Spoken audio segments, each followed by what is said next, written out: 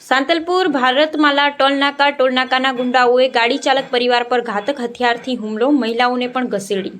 સાંતલપુર તાલુકાના ભારતમાલા રોડ ટોલનાકા પર ગતરોજ ભયાનક ઘટના બની હતી। સૂત્રો અને વિડીયો દ્વારા મળેલી માહિતી મુજબ ટોલનાકાના ગુંડાઓએ એક ગાડી ચાલક દામોદરભાઈ સાધુ રહે થરાદ અને તેમના પરિવાર પર ઘાતક હથિયાર વડે હુમલો કર્યો હતો। ગાડીમાં ફાસ્ટેગ લાગેલું હોવા છતાં ટોલ ગેટ ખોલવામાં આવ્યો ન હતો। દામોદરભાઈએ ટોલ ખોલવા જણાવ્યું ત્યારે ટોલના માણસોએ દાદાગીરીપૂર્વક બોલાચાલી કરી અને પછી ઘાતક હથિયાર વડે દામોદરભાઈના માથા પર હુમલો કર્યો। આ હુમલાથી તેઓ લોહી લુહાણ થઈ ગંભીર રીતે ઘાયલ થયા હતા।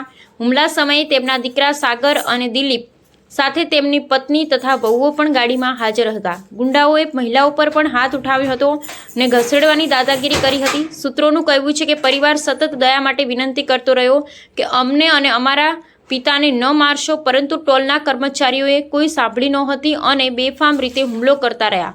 ઈજાગ્રસ્ત દામોદરભાઈ અને સાગરભાઈને 108 એમ્બ્યુલન્સ દ્વારા સૌપ્રથમ સાંતલપુર સરકારી હોસ્પિટલ લઈ જવામાં આવ્યા, પરંતુ ચોંકાવનારી વાત એ હતી કે હાઈવે એમ્બ્યુલન્સ તથા ત્યાં હાજર ડોક્ટર હોવા છતાં કોઈ સારવાર કરવામાં આવી નહોતી અને તેમને આગળ રિફર કરી દેવામાં આવ્યા હતા। આ ઘટનાથી તંત્રની બેદરકારી સામે પણ સવાલો ઊભા થયા છે।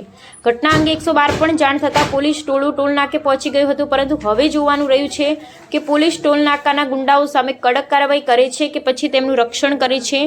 લોકોમાં ચર્ચા ચાલી રહી છે કે ટોલના માણસો વર્ષોથી ટૂડા અને દાદાગીરી કરતા આવ્યા છે। અનેક વખત વિડીયો પણ વાયરલ થયા છે, છતાં કોઈ કાર્યવાહી થતી નથી। આ બનાવે ફરી એકવાર ગંભીર પ્રશ્નો ઊભા કર્યા છે।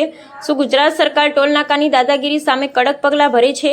શું ટોલનાકા કર્મચારીઓને આમ જનતાને મારવાની છૂટછાટ આપવામાં આવી છે કે પછી સરકાર ખુદ આ ગેરકાયદેસર પ્રવૃત્તિમાં ભાગીદાર છે? આ બનાવ બાદ સ્થાનિક લોકોમાં ભારે આક્રોશ ફેલાયો છે। લોકોએ સરકારે તાત્કાલિક દખલ કરી દોષિત ટોલનાકાના ગુંડાઓ સામે કડક કાનૂની કાર્યવાહી કરવાની માંગ ઉઠાવી છે। આ ઘટના માત્ર એક પરિવાર પરનો હુમલો નથી, પરંતુ સમગ્ર જનતા પર થયેલ દાદાગીરી છે, જેનાથી લોકોમાં ભારે ભય અને ગુસ્સો જોવા મળી રહ્યો છે।